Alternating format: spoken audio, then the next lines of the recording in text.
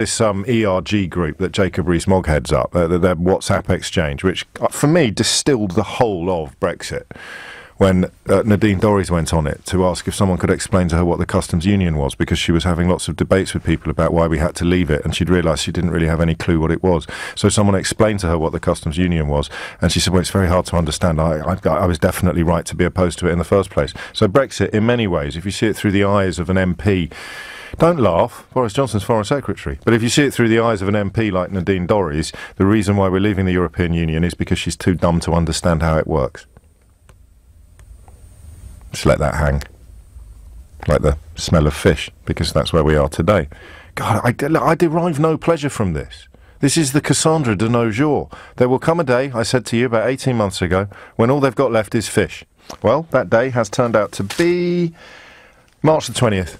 2018. Fish. It's all that's left. Got the passports. Didn't need to leave the European Union to change the colour of them if you really believe that the colour of your passport somehow imbues it with some spiritual power that was lacking when it was maroon.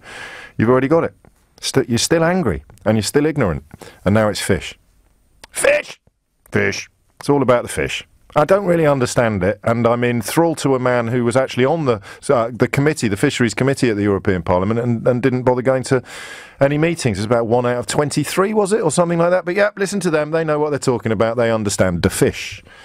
So it's finally happened. All that's left is the fish. People like me feeling a modicum of relief that the absolute headbangers, the fully paid-up unicornists, haven't been able to grab the steering wheel. But, of course, we'd rather they weren't in the car at all. We'd rather that they hadn't programmed the sat-nav.